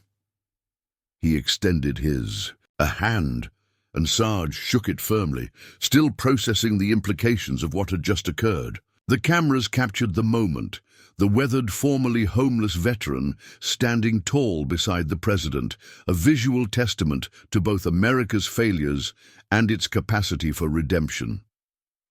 "Would you like to say a few words, Sergeant?" the best president asked quietly. Sarge hesitated. Public speaking had never been his strength, and the enormity of the moment threatened to overwhelm him. But as he looked out at the assembled crowd, at Tom and Sarah Erickson beaming with pride, at Henderson nodding encouragement, at the local farmers who had gathered to witness this unprecedented event, He found his voice.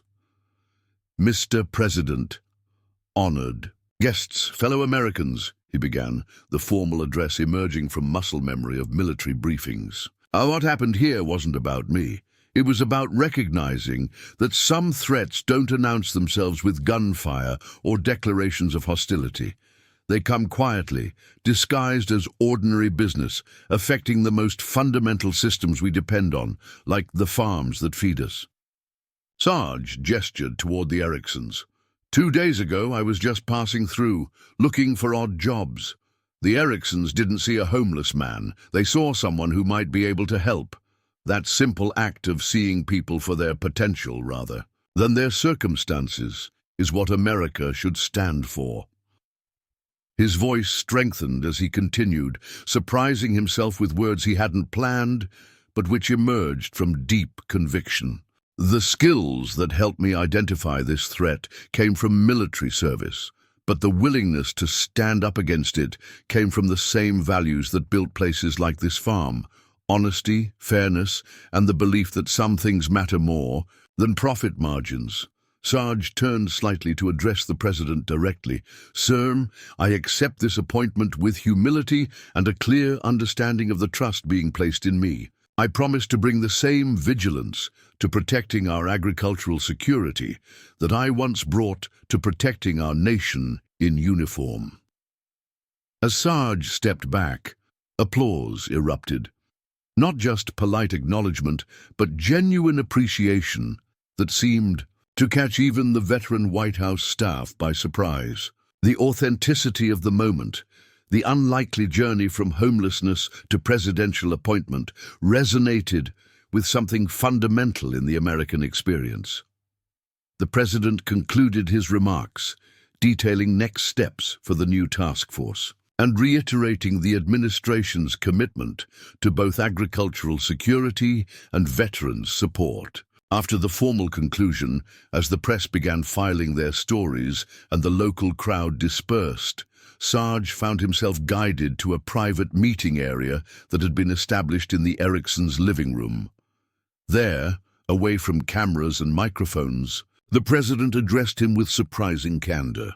"Sergeant Matthews, there's more to your story than I could discuss publicly," he said once they were alone, except for General Harrington and a single Secret Service agent. "I know why you disappeared after your discharge. I know about the threats against you from Meridian Global operatives when you tried to report what you discovered during Harvest Sentinel." Sarge tensed. The president was touching on the hidden reasons for his self-imposed exile. The warning calls, the suspicious car that had followed him from the VA hospital, the break-in at his apartment days after he had filed reports about what he'd witnessed overseas. "Your decision to go off-grid wasn't cowardice. It was a tactical retreat," the president continued. "But now we have the opportunity to bring everything into the open with the full protection of federal authorities and public accountability that makes silencing you impossible." Relief washed through Sarge, the validation that his fears hadn't been paranoia, that his choice to disappear had been justified. For 3 years, he had carried the weight of wondering if he had abandoned his responsibilities out of exaggerated fear. "The task force position is real, and you're genuinely qualified for it," the president assured him. "But it also serves another purpose.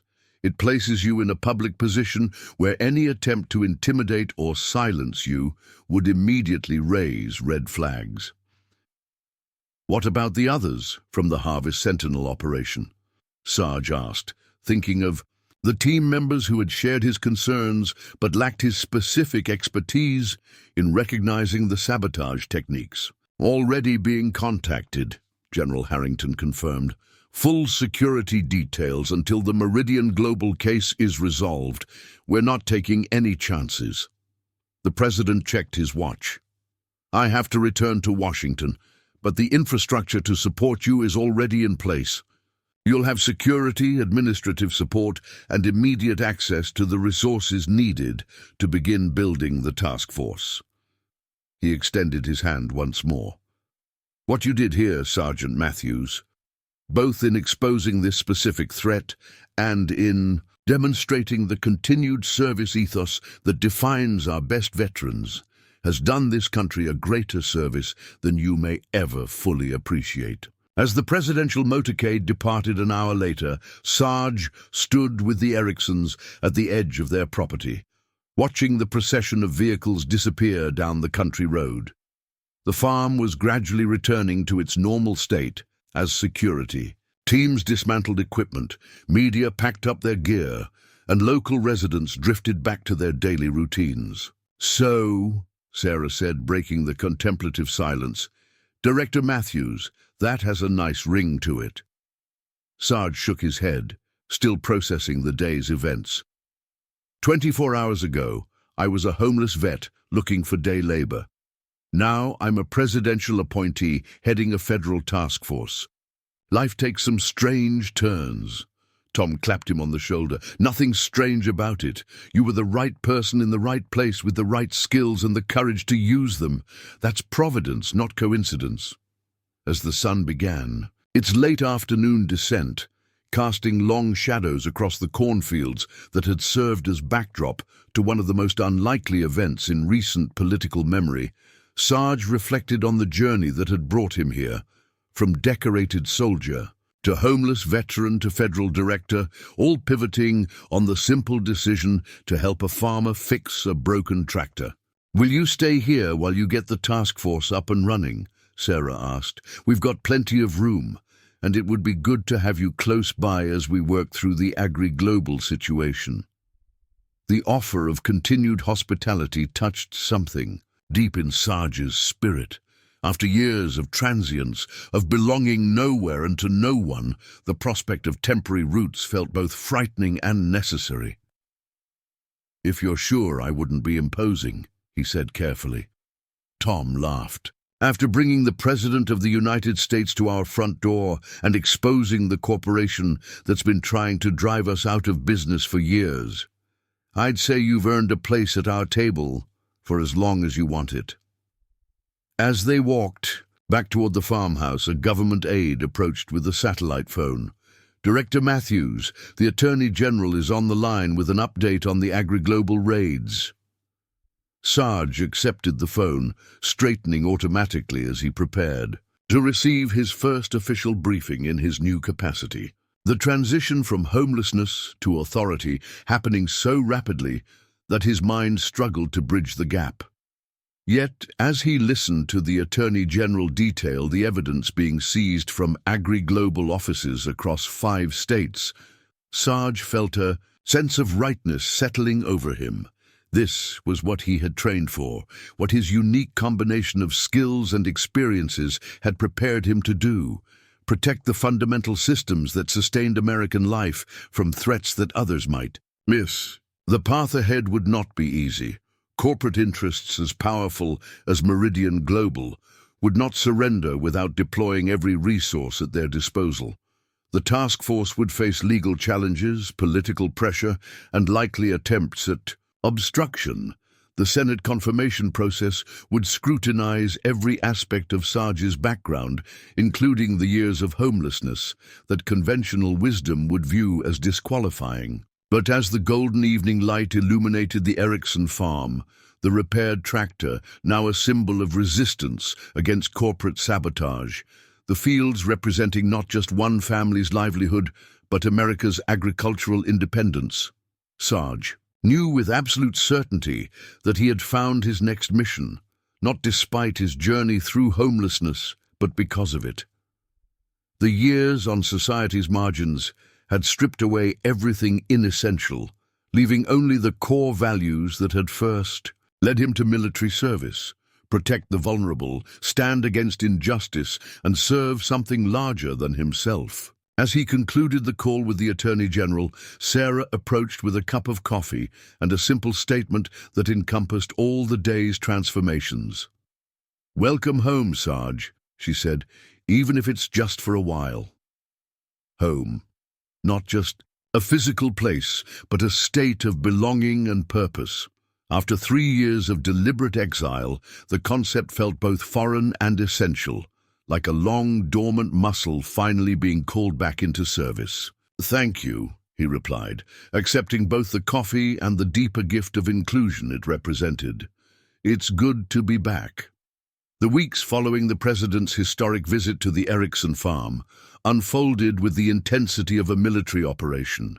For Sarge, now officially Director Matthews of the Agricultural Security Task Force, pending Senate confirmation, each day brought new challenges and revelations as the true scope of AgriGlobal's activities came into focus. The farmhouse's dining room had been transformed into a makeshift command center, complete with secure communications equipment, multiple screens displaying data from ongoing investigations, and a constantly updating map of agricultural properties affected by suspected corporate sabotage.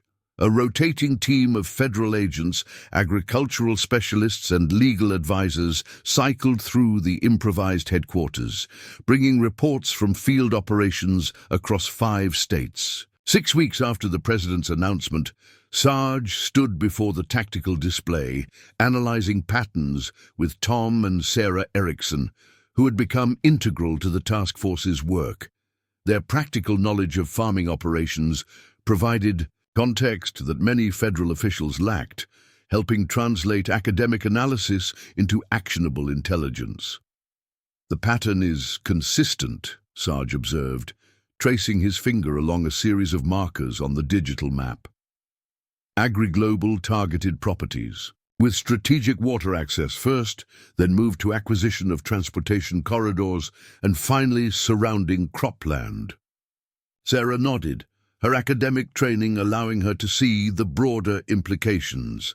"It's not random opportunism, it's a systematic campaign to control entire agricultural ecosystems, from water to production to distribution.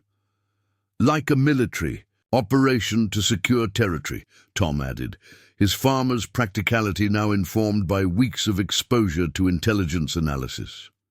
"Exactly," Sarge confirmed. "And based on what we've uncovered about their executive structure, these weren't rogue regional managers. The strategy was directed from the highest levels of Meridian global security, with explicit knowledge of the sabotage techniques being deployed." The dining room door opened as Agent Carlson entered, her expression signaling significant news. Over the past weeks, she had transitioned from skeptical federal investigator to one of Sarge's most trusted allies in the sprawling interagency operation. "Director," she said, still using the title despite its pending status, "we've just received the forensic accounting reports from Treasury. You're going to want to see this immediately." She placed a secure tablet on the table, displaying a complex financial diagram that mapped money flows between Meridian Global Security, its various subsidiaries, and several seemingly unrelated holding companies. "They were using black budget funds," she explained, pointing to specific transactions highlighted in red. "Money originally appropriated for classified agricultural development programs in conflict zones was being diverted to domestic operations targeting strategic farmland. The implications were staggering. Not merely corporate malfeasance, but potential misappropriation of federal funds, conversion of military-developed technologies for domestic use against American citizens, and a conspiracy that potentially reached into regulatory agencies that should have provided oversight. This goes beyond RICO charges," Agent Carlson continued. "Treasury is recommending additional prosecution under the Espionage Act for misappropriation of classified technologies developed for national security purposes." Sarge absorbed this information with the measured calculation of someone accustomed to escalating threat assessments. How high does this go within the federal structure? Do we have evidence of regulatory capture?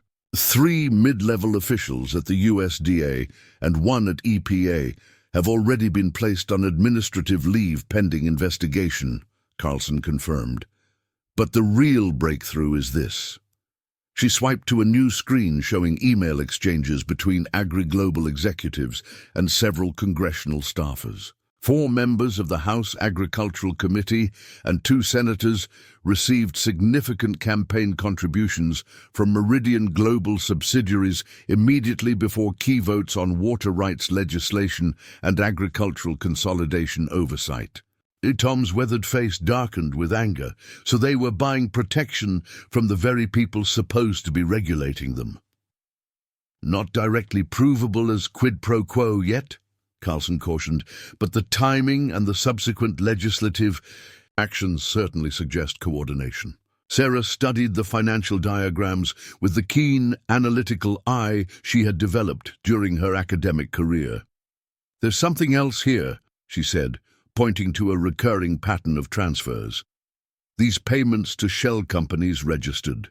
In Nevada, they follow the same timeline as the equipment failures at neighboring farms, almost like operational funding for the sabotage teams," Sarge finished, immediately recognizing the pattern from his military experience. Compartmentalized financial structure to maintain deniability.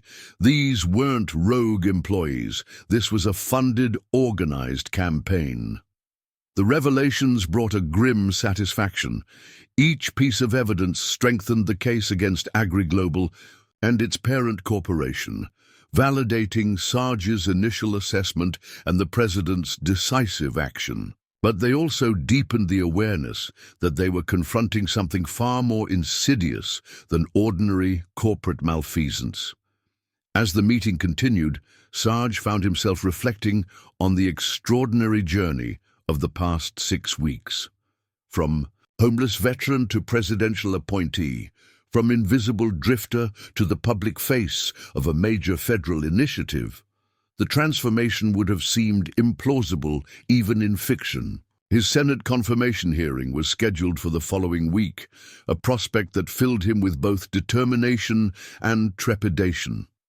The homeless years would be scrutinized, his mental health history questioned, his qualifications challenged by senators friendly to agricultural conglomerates. Yet the evidence he had helped compile, the irrefutable documentation of systematic sabotage against American farmers, provided a shield against the most pointed criticisms. The meeting concluded with action items assigned and follow-up investigations planned.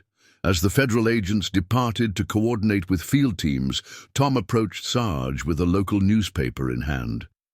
"Thought you might want to see this," he said, offering the paper, front page of the County Weekly. The headline read, "Local homeless veteran exposes corporate conspiracy, appointed to presidential task force."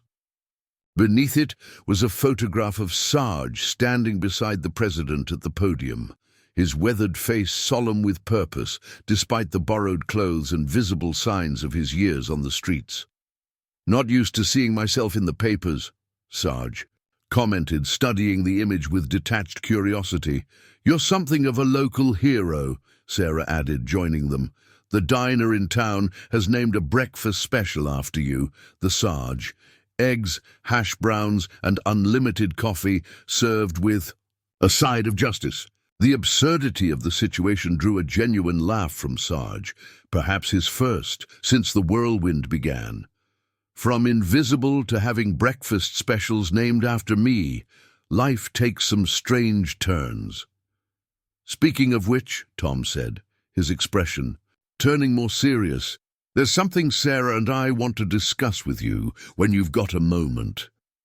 "I've got one now," Sarge replied, recognizing the significance in Tom's tone. They moved to the kitchen, still the heart of the farmhouse, despite the federal operation headquartered in the dining room. Sarah poured coffee as the three settled, at the worn oak table that had hosted generations of Erickson family discussions. "We've been thinking about the future," Tom began, his weathered hands cradling the coffee mug. "About what happens after all this legal business with AgriGlobal is settled." Sarge nodded, understanding the concern. The Ericksons' farm had become the epicenter of a national investigation, their routine disrupted by the constant presence of federal personnel and media attention. Eventually, the task force would relocate to permanent facilities. The investigators would move on to other cases, and the Ericssons would need to return to the business of farming. "I've been meaning to discuss transitioning operations elsewhere," Sarge said. "You've been incredibly gracious, but this level of disruption can't continue indefinitely." "That's not what we meant," Sarah interjected, exchanging a meaningful glance with her father. "We've been talking about the eastern section of our property, the 90 acres beyond the creek. It's good land, but we've been leasing it out the past few years since Dad's back problems made managing the full acreage difficult." Tom picked up the thread. "What we're saying is, once you're confirmed and this task force becomes permanent, you'll need a base of operations in farm country, somewhere you can demonstrate the security measures and sustainable practices you'll be advocating." Sarge's brow furrowed, not quite following their direction. "We'd like to offer you that land," Sarah clarified, her expression earnest. "Not as government property, but personally. You could build a home there, establish demonstration fields for the security techniques you're developing, maybe even create a training facility for agricultural security specialists."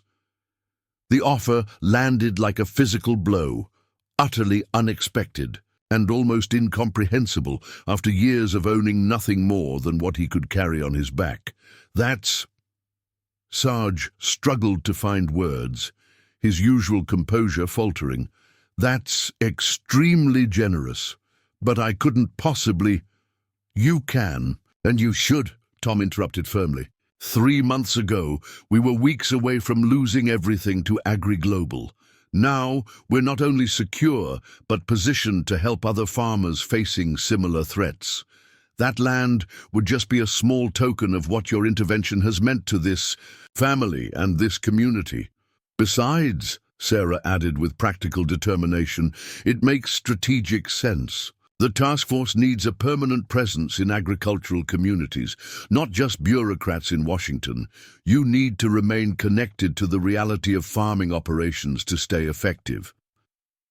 Sarge sat back, momentarily overwhelmed by the gesture. After years of deliberate invisibility, of severing connections to place and people as a survival strategy, the prospect of permanent roots was simultaneously appealing and terrifying. "I'll need to think about it," he said finally. "There are considerations, security implications, potential conflicts of interest, my confirmation process." "Of course," Tom agreed easily. "No rush on the decision. The offer stands whenever you're ready." Their conversation was interrupted by a staff member appearing in the doorway. "Director Matthews, the Attorney General is on the secure line, says it's urgent." Sarge excused himself, the moment of personal connection giving way to the demands of his new role. The Ericssons' offer lingered in his thoughts, however, as he took the call in the secure communications area established in what had once been the farm's office. "Director Matthews," came the Attorney General's voice, "we've received credible intelligence that Meridian Global's board has authorized extraordinary measures to disrupt our investigation. Their legal challenges are failing, and it appears they're preparing to escalate beyond conventional corporate defense strategies." Sarge straightened, military alertness engaging. "What kind of escalation are we talking about?" "They're private. Security Division has mobilized certain assets previously deployed in overseas theaters. We're upgrading security protocols for all task force personnel immediately. A protective detail is en route to your location now."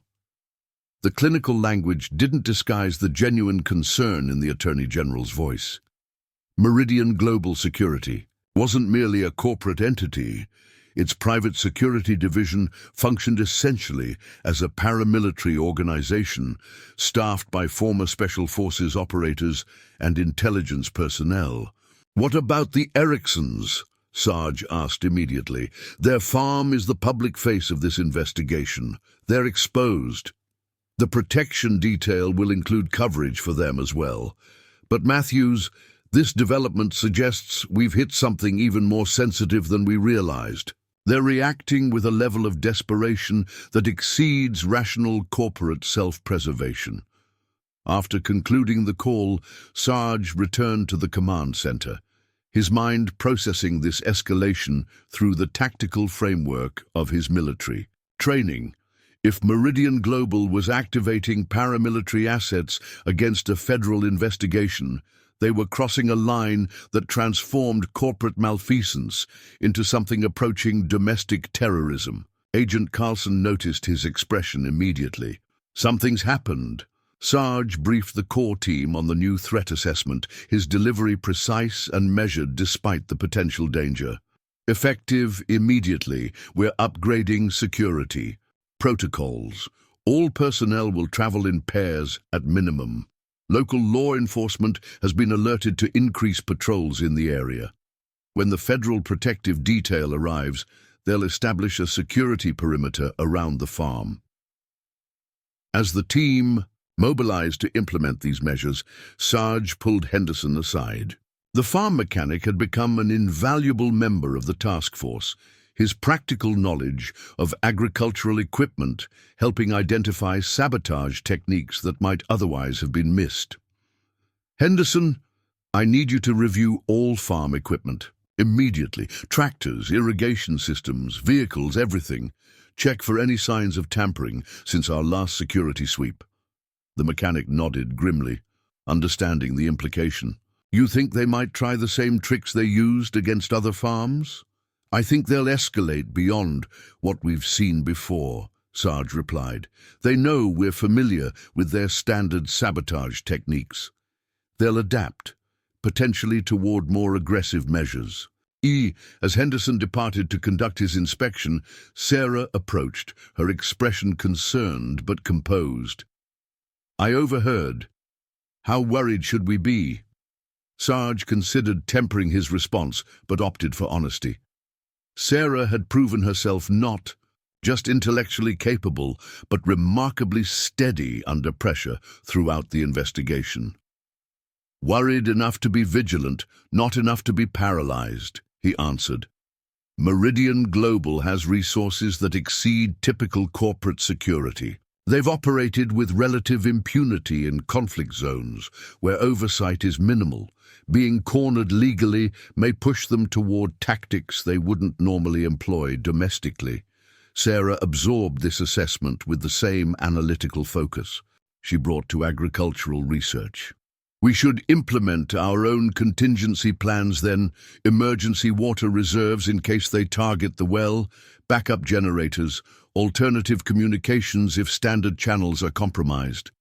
Her practical approach to the threat, neither panicking nor dismissing it, reinforced Sarge's growing respect for the Ericksons. They faced danger with the same steady resolve they brought to farming's inherent challenges, assessing risks realistically, preparing thoroughly, and continuing forward despite uncertainty. Already in progress, Sarge confirmed. The protective detail will bring additional equipment when they arrive. Until then, we maintain normal operations, but with enhanced awareness. Over the next 48 hours, the farm transformed yet again, this time into something resembling a secure compound. Federal agents established checkpoints at all access points. Surveillance systems monitored the perimeter.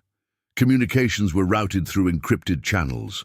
The physical manifestations of threat had materialized around the peaceful agricultural operation, a visual reminder of the powerful interests they were challenging. Through it all, the Ericksons maintained their daily farming routine, feeding livestock, maintaining equipment, planning for the next planting season. Their perseverance in the face of disruption struck Sarge as profoundly admirable. Where many might have been overwhelmed by the convergence of federal investigation and corporate threat on their private property, they had adapted with remarkable resilience. The night before his Senate confirmation hearing, Sarge found himself unable to sleep despite exhaustion. He slipped outside to the farmhouse porch, where the cool autumn air carried the earthy sense of harvest season. The security perimeter lights created pools of illumination against the darkness, a constellation of human vigilance arrayed against potential threat. He hadn't expected company, but the soft creak of the screen door announced Tom's arrival. The farmer settled into the adjacent rocking chair without speaking, respecting the contemplative silence for several minutes before finally breaking it. "Night before a big battle?" he asked quietly. Sarge smiled slightly at the perceptive question. "Something like that. Senate confirmation hearings aren't exactly combat, but there are similarities in the preparation. Anticipating lines of attack, preparing defenses, identifying allies and adversaries." Tom nodded, rocking gently. "You know what I was thinking about today while checking the Westfield irrigation? How one small decision can change everything. If you hadn't stopped to help with our tractor that day, if you'd kept walking down that road, someone else might have helped eventually," Sarge suggested. "Maybe, but they wouldn't have recognized the sabotage signature, wouldn't have connected it to what you saw overseas, wouldn't have had the courage to speak up despite years of trying to stay invisible." Tom paused, his gaze fixed on the distant security lights. "Some people go their whole lives without making a difference that matters. You did it while just passing through." The simple assessment touched something deep in Sarge's consciousness. A recognition that his years of homelessness, which many would view as wasted time, had positioned him precisely where he needed to be at a crucial moment. His unique combination of skills, experiences, and perspective had allowed him to see what others had missed. "My grandfather used to say something," Tom continued. "He'd tell me, sometimes the straightest path isn't the most important one. It's the winding roads that take you where you're needed." Sarge considered this folk wisdom, finding unexpected resonance with his own journey. The trauma that had driven him from conventional society, the years of anonymous drifting, the chance encounter with the Ericksons, all had conspired to place him at the nexus of a threat to national security that might otherwise have remained undetected until irreparable damage had been done. "Your grandfather sounds like a wise man," Sarge said. "He was. Would have liked you too." Tom stood, stretching his back with the careful movements of someone accustomed to physical discomfort. "You should try to get some sleep. Those senators tomorrow won't know what hit them." After Tom returned inside, Sarge remained on the porch, processing not just the immediate challenges of the confirmation hearing, but the broader implications of the path his life had taken. 3 months ago, he had defined success as finding his next meal and a safe place to sleep.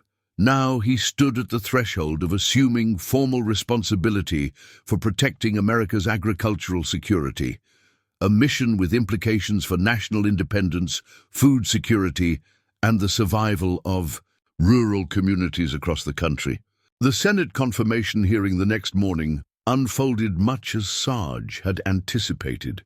Pointed questions about his qualifications, thinly veiled skepticism about his homeless years, and clear political divisions between senators aligned with agricultural conglomerates and those representing farming communities. Seated at the witness table in the ornate hearing room, Sarge maintained the same steady composure that had served him in military briefings and combat situations. He answered questions directly, acknowledged limitations candidly, and refused to be baited into defensive postures by hostile questioning.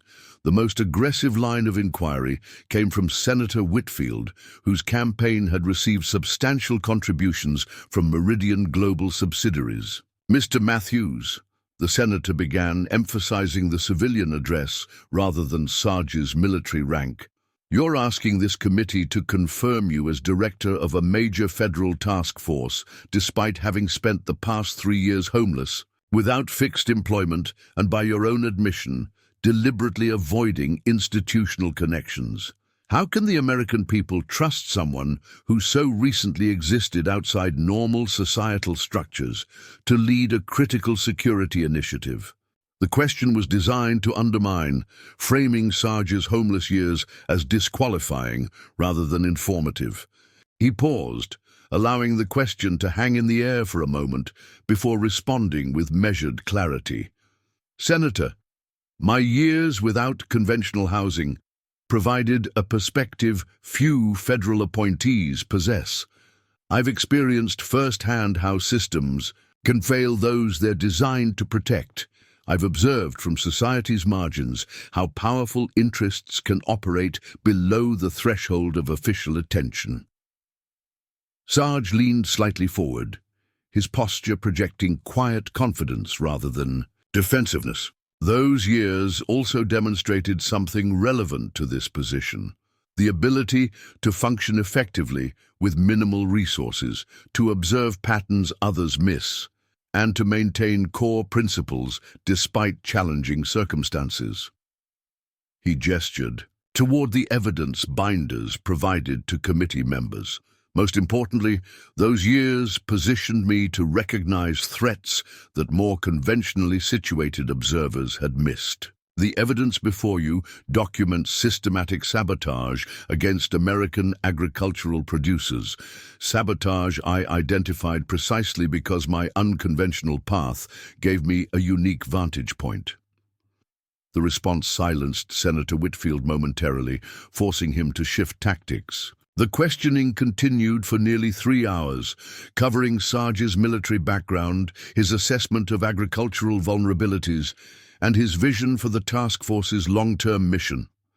Throughout, Sarge maintained the balance required of the moment, authoritative but not arrogant, knowledgeable but willing to acknowledge limitations, and above all, authentically committed to the mission of protecting America's agricultural independence. When the hearing concluded, General Harrington met him in the hallway outside the chamber, a rare smile breaking through his normally stoic expression.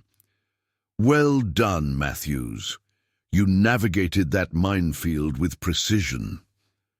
Up next, you've got 2 more standout stories right on your screen. If this one hit the mark, you won't want to pass these up. Just click and check them out. And don't forget to subscribe and turn on the notification bell so you don't miss any upload from us.